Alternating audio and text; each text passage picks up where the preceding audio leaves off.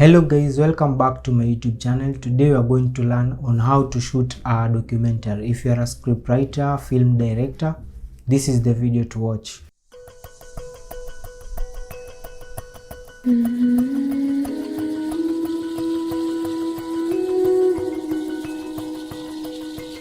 Mtaa wa Bangladesh.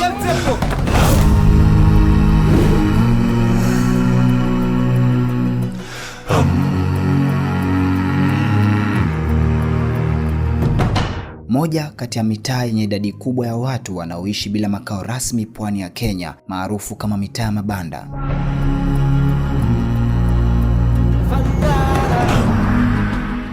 So in any documentary, there are two people who are very important in the documentary.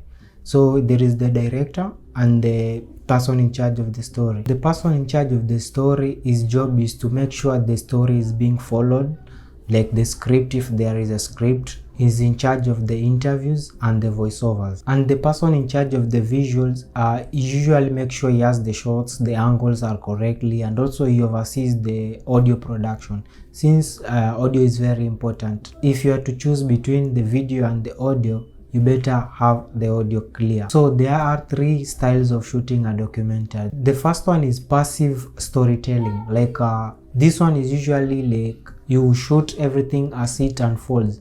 You go to a destination, then you just shoot what you're going to meet there. If it's riot, you're going to shoot riot. If it's like a something good, that's what you're going to shoot. It doesn't have like any specific script, so you just follow as the events are unfolding. Hawa ni baadhi ya maafisa wengine 79 ambao tayari wamepokea mafunzo ya kuhamasisha wananchi katika mitaa mbalimbali mjini Mombasa.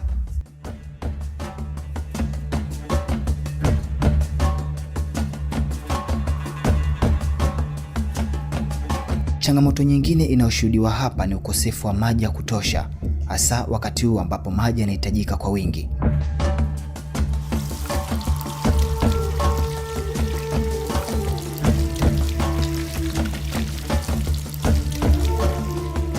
The second style is usually active or in the moment.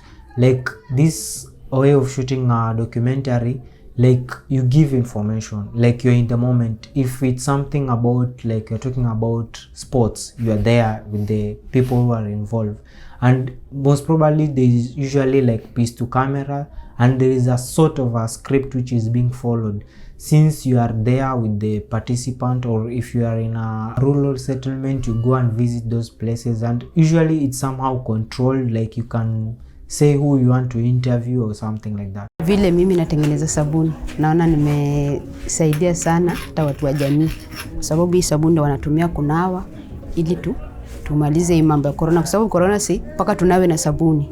Sasa naona nimechangia part kubwa ya kusaidia jamii. Na inakugusa moyo kiasi gani? Sasa si inanigusa moyo, naona corona ikiingia karibu na sisi hatutakuwa na usalama.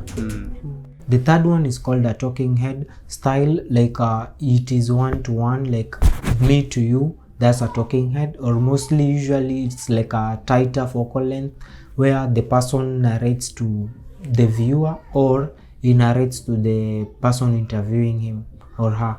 So this one is usually mostly based in if someone has a lot of information to give you, or even maybe precise information, most probably. So those are the three ways of approaching a documentary. Like you most probably you will have to use 2 or 3 or all of them. You can't just have a one style of documentary, like if it's a talking head, it's a talking head. No, just try and make it fun and also infuse those kind of styles, so that you can give like your video pleasant look. The next thing is the person in charge of the visuals need to correlate with the person like is in charge of the story.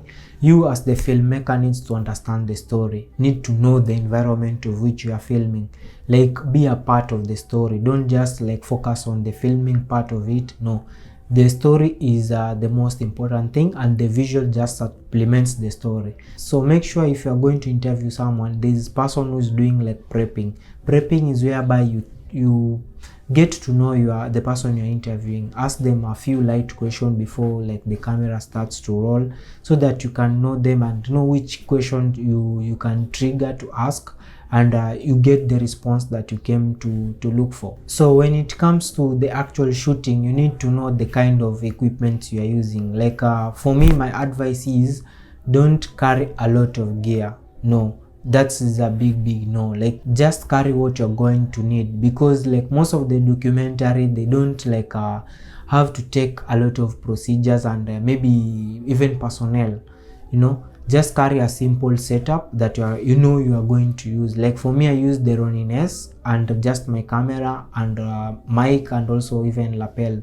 Like those are the main things I carry. And of course, if it's a matter of lighting, I usually carry 1 or 2 lights. So just keep your gear simple so that you can work faster, because like if you have a lot of gear, that one might be also a distraction for you not to create. Like you have a ton of camera to start, you have memory cards, batteries.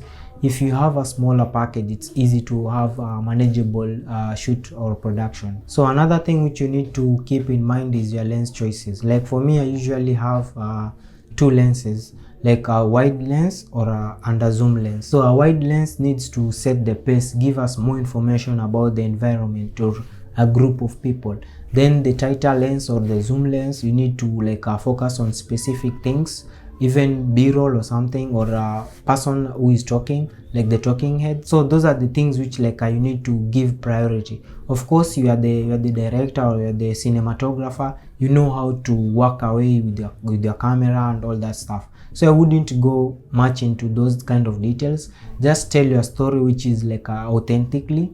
Don't try to sugarcoat or some other false information to your documentary, because people are consuming this documentary to gain information, you know, or even for entertainment. So I have things which like they are off the grid, like the things which you learn in the field.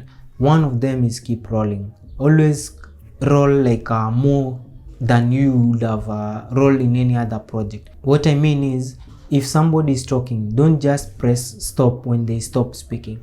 Give it a moment, like maybe he'll add some sort of information. Like I shot someone who was speaking like with a lot of grief, so I never pressed the stop button, so the person started crying. You see, that a candid moment. You need to capture that when you're seeing somebody. Not everyone usually cry on front of the camera, so that was a priceless information. And like if you could have stopped the recording, you wouldn't get such information. So another thing is carry as few members of your crew as possible, because documentary is not like a stage managed. There isn't a lot of control. Things usually happen, so it is very difficult for you to concentrating on shooting and also managing someone. Another person is not available, I don't know, bring me this, bring me that. Just go with the people you really need in your crew. Like for me, I usually go with my drone pilot, me, maybe extra DP, and also the producer and anyone who is in charge of the story or production assistant. Like at most 5 people. And the reason for this is you can usually outsource people. When you go to a certain place, they usually like people who are curious to learn. You can just have somebody to assist you for the day, then maybe pay them. Unlike you having to transport someone else from maybe far away, you need to pay for their ticket, need to pay for the maybe accommodation and the food, all those. You can just get a local person to help you out. And it is usually advisable, because if you create a good bond with the local people, it is easy for them to give you like the information which you'll never get on your own. So they usually act as a fixer. A fixer is a person who gives you like the nitty-gritty of the location you are, the people you need to interview. They'll tell you more about the environment and the people and the culture of the place you're going to shoot. So the last thing which I need to touch is like on your voiceover. If you're also doing piece to camera is you talking to the camera direct. Don't say things which you're not sure. Just make sure your facts are correct, then you speak them out. If you're not sure about them, just ask your director or your cinematographer to get a picture of it, like maybe b-roll of the place or b-roll of the people, Then when you come on editing, just do a voiceover. When you have already done your own research, do a voiceover on it. Voiceovers are usually great because they set the tone and the mood also of the video. That usually like ups your production value. Just do a concrete voiceover explaining everything that you never had the chance of explaining during the shoot. Wakati idadi ya watu wanaoambukizwa virusi vya corona nchini ikiendelea kuongezeka, juhudi zaidi zinahitajika hasa nyanjani katika kukabili janga hili. Shughuli zinazoendeshwa na shirika la Shofco ni mfano tu wa juhudi hizo, huku kila mwananchi akihimizwa kushirikiana na serikali katika kila hatua. Okay, that's it for this video. Make sure you comment, like and subscribe. Subscribe so that you get any notification when I post my new video. See you around.